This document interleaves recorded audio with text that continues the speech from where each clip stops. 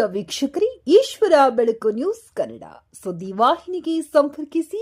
ಮೊದಲಿಗೆ ಸಬ್ಸ್ಕ್ರೈಬ್ ಮಾಡಿ, ಶೇರ್ ಮಾಡಿ, ಒಂದು ಲೈಕ್ ನೀಡಿ, ಪಕ್ಕದಲ್ಲಿರುವ ಬೆಲ್ ಐಕಾನ್ ಕ್ಲಿಕ್ ಮಾಡಿ.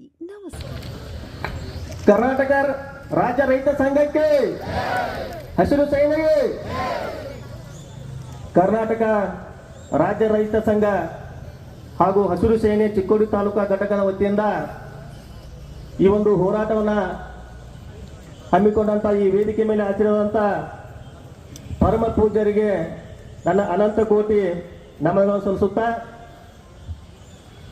ಈ ಒಂದು ಕರ್ನಾಟಕ ರಾಜ್ಯ ರೈತ ಸಂಘ ಇಟ್ಟು ಹೆಮ್ಮರವಾಗಿ ಬರಲಿಕ್ಕೆ ಕಾರ್ಯಕರ್ತರ ಯಾರಂದ್ರ ರೈತ ನಾಯಕರು ಹಾಗೂ ಹಸಿರು ಸೇನೆಯ ಕರ್ನಾಟಕ ರಾಜ್ಯ ರೈತ ಸಂಘ ಹಸಿರು ಸೇನೆಯ ರಾಜ್ಯಾಧ್ಯಕ್ಷರಾದಂಥ ಚುನ್ನಪ್ಪನ ಪೂಜಾರಿ ಅವರು ಹಾಗೂ ನಮ್ಮ ಚಿಕ್ಕೋಡಿ ಶ್ರೀಗಳವರು, ಹುಕ್ಕೇರಿ ಶ್ರೀಗಳವರು ಮುಂದಿನ ದಿವಸ ರೈತ ನೇತಾರ ಅಂತೇಳಿ ಒಂದು ಬಿರುದನ್ನು ಕೊಟ್ಟು ನಮ್ಮ ಇಡೀ ಕರ್ನಾಟಕ ರಾಜ್ಯದಲ್ಲಿ ಜೋಡೆತ್ತುಗಳಂತೇಳಿ ಚುನ್ನಪ್ಪನಾಗ ಹಾಗೂ ಶಶಿಕಾಂತ್ ಗುರೂಜಿ ಅವರಿಗೆ ಒಂದು ಮಾನ್ಯ ಪ್ರಶಸ್ತಿಯನ್ನ ಮುಡಿ ಮಾಡಿದರು.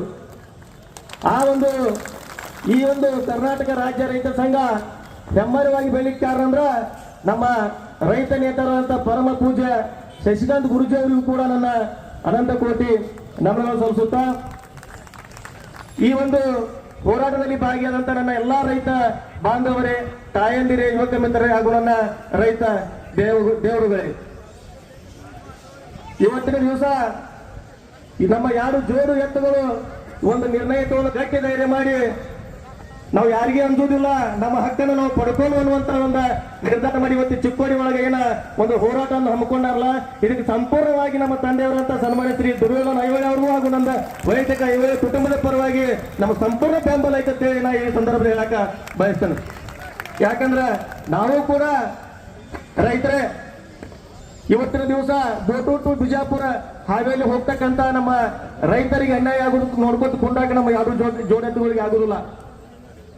ಅದಕ್ಕೆ ಈಗ ಸರ್ಕಾರದಿಂದ ಘೋಷಣೆ ಆದಂತ 40 ಲಕ್ಷಗಳನ್ನ ಕೊಡುವುದು ಅದು ಸರಿ ಅನಿಸುವುದಿಲ್ಲ. ನಮ್ಮ ರೈತರು ಬಡ ಕುಟುಂಬದವರು ಇರುವ ಒಂದೊಂದು ಎಕರೆ 2 ಎಕರೆ ಹಾವಿ ದಂಡಿಗೆ ಇರ್ತಾವ, ಅದನ್ನ ಒಂದು ನಂಬಿಕೊಂಡ ಆ ಇರ್ತಕ್ಕಂಥ ಭೂಮಿಯಲ್ಲಿ ಬೆಳೆದು ತಮ್ಮ ಜೀವನ ಸಾಗಿಸುವಂತ ಪರಿಸ್ಥಿತಿ ನಮ್ಮ ರೈತರದೈತಿ ಈಗ ಇವತ್ತಿನ ದಿವಸ.